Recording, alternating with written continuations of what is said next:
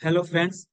Power वे के tutorial में आगे बढ़ते हैं और आज के इस वीडियो में डिस्कस करते हैं सबसे पहले कि डेटा टाइप्स कितने टाइप्स के होते हैं पावर क्रिएटर के अंदर या डेटा टाइप्स का क्या यूज है, वो सारी बातें हम डिस्कस। ठीक है, दो तीन टॉपिक हम डिस्कस करेंगे इस वीडियो के अंदर। तो बढ़ते हैं आगे, कंटिन्यू करते हैं। यूनिट पावर क्रिएटर ओपन कर लिया, हम यहाँ पे डेटा भी ऑलरेडी इंपोर्ट कर लिया है। सबसे पहले बात करें तो हमारे पास डेटा का ऑप्शन कहाँ पे, आप देखो होम टैब के अंदर अपने पास अवेलेबल है, ये रहा। एक एक अपने पास ट्रांसफॉर्म टैब में भी अवेलेबल है, दोनों की बात करते हैं तो आप इसको एक्सपेंड करके देखो। डाउन एरो पे क्लिक करके कितने टाइप के डेटा अपने पास यहाँ पे अवेलेबल। ठीक है, सबसे पहले अगर हमको क्या कह सकते हैं, कॉमनली बात करें कि डेटा टाइप्स होते क्या है।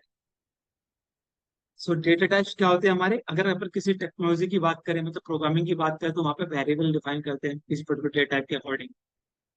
या अपन कहीं टेबल के फॉर्म में बात करें, टेबल के फॉर्म मतलब कोई बीआई टूल है या फिर डेटाबेसिस है, तो वहां पे अपन कॉलम डिफाइन करते हैं। तो डेटा टाइप ये बताता है हमें कि किस टाइप का डेटा हम पर्टिकुलर कॉलम या पर्टिकुलर वेरिएबल में स्टोर करने वाले हैं। टाइप ऑफ डेटा मतलब चाहे कि हम टेक्स्ट डेटा कर रहे हैं, डेट कर रहे हैं, टाइम कर रहे हैं, न्यूमेरिक डेटा कर रहे हैं। न्यूमेरिक में भी कि भाई नॉन इंटीजर कर रहे हैं, नॉन इंटीजर मतलब कि डेसिमल वाला कर रहे हैं कि इंटीजर कर रहे हैं, वो सारी चीजें। तो किस टाइप का डेटा आप स्टोर करने वाले पर्टिकुलर कॉलम के अंदर, इनके जो पावर है वो हमें बताएगा। हालांकि जब अपन डेटा लोड करते हैं, जैसा मैंने लोड किया, तो ये आप ध्यान से देखो, क्लिक करो यहाँ पे, डेटा टाइप होल नंबर बता रहा है, यहाँ पे जाओ टेक्स्ट बता रहा है, यहाँ पे जाओ टेक्स्ट बता रहा है, ऑटोमेटिकली डेटा टाइप यहाँ पे असाइन हो जाते हैं। हमने इनिशियली बात करी थी कि यार ये जो अप्लाइड स्टेप्स है, इनमें एक अपना डेटा टाइप का भी है।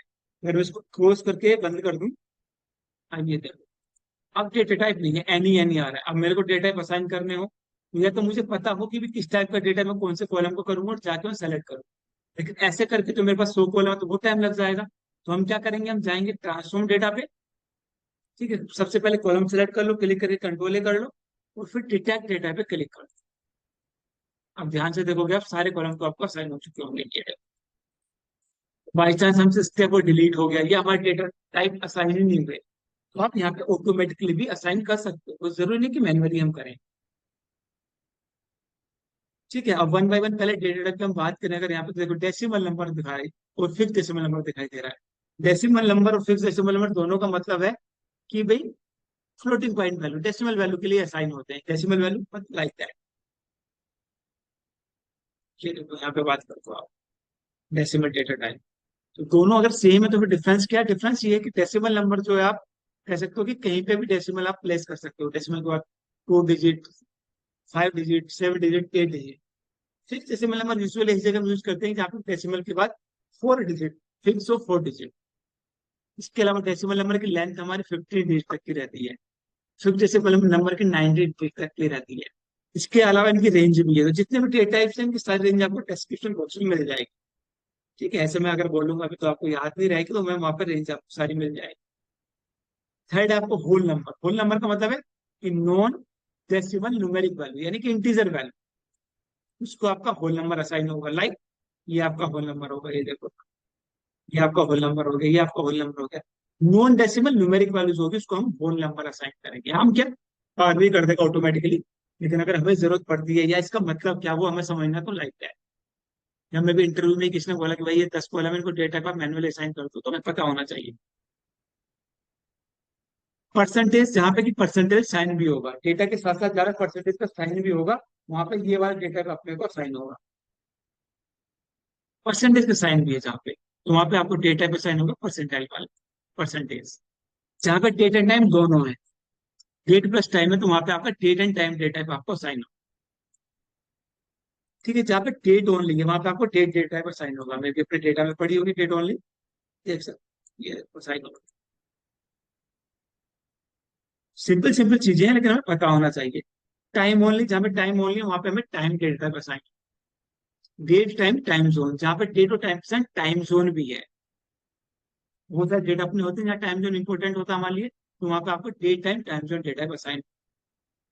ड्यूरेशन, जहाँ पे आपके पास ड्यूरेशन है, तो बहुत लोग बोलेंगे ड्यूरेशन क्या होता है।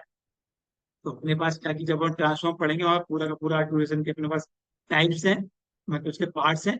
लेकिन ड्यूरेशन क्या होता है, अगर यहाँ पे बात करें अपन, तो ड्यूरेशन होता है लेंथ ऑफ टाइम, तो डिफरेंस बिटवीन टू टाइम। जहाँ कैलकुलेशन हो रखी होगी टाइम की, वहां पे क्या हो सकता होगा, जिसकी आपके लॉग इन आवर्स हो गए, log in time, log out time आपका, तो log out time minus log in time, वहां पे आपके लॉग इन आवर्स हो गए, वो आपका ड्यूरेशन होगा।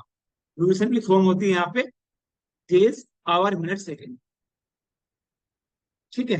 तो अभी हम डेटा टाइप की बात करेंगे, कैलकुलेशन की बात करेंगे, तब इनको देखेंगे बात। तो यहाँ पे ड्यूरेशन डेटा टाइप का मतलब कि लेंथ ऑफ टाइम जहाँ पे होगा, या डिफरेंस बिटवीन टू टाइम जहाँ पे होगा, वहां पे आपको duration data type assign. Text, obviously factor value, string value, combination of text with any other data type, even with date, या we can say that with whole number, with percent, किसी के साथ भी अगर हमारा टेक्स्ट का combination है या मल्टीपल डेटा का कॉम्बिनेशन है, वहां पे अपन टेक्स्ट डेटा को साइन करते हैं।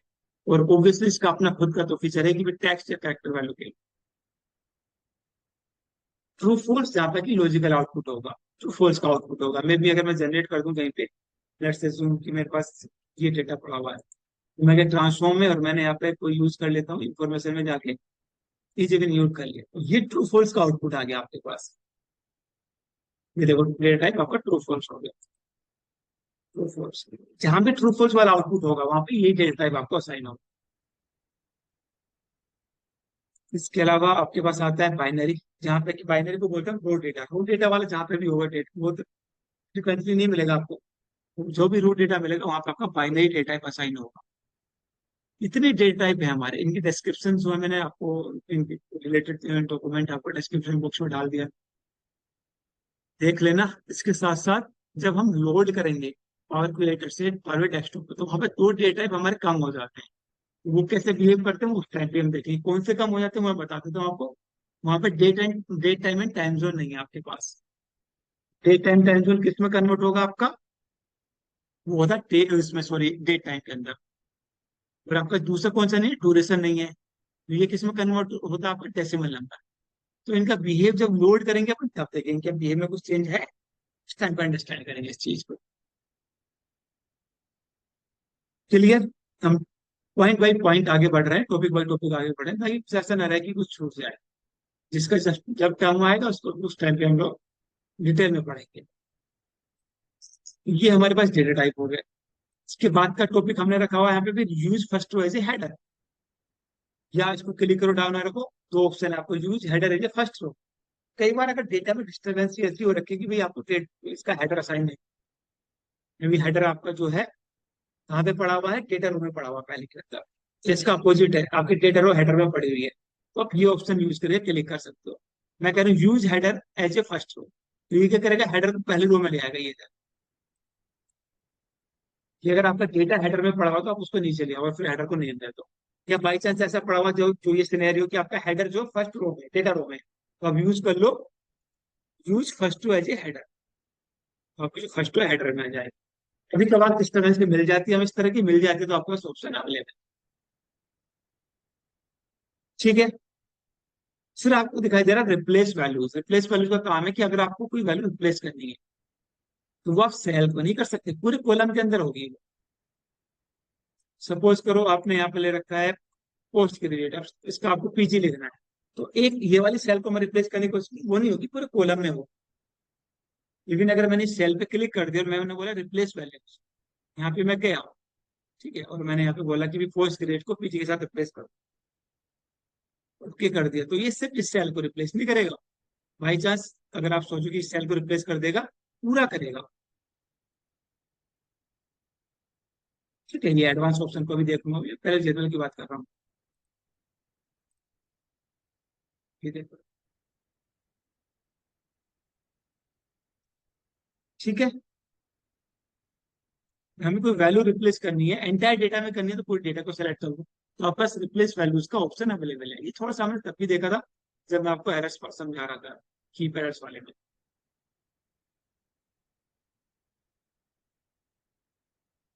ठीक है। सो इसमें जो जो ऑप्शंस बचे हमारे, वो हम अगले वीडियो में देखेंगे, क्योंकि छोटे छोटे वीडियो ही बनाना मेरा पर्पज है, ताकि कोई वीडियो लेंथी ना हो।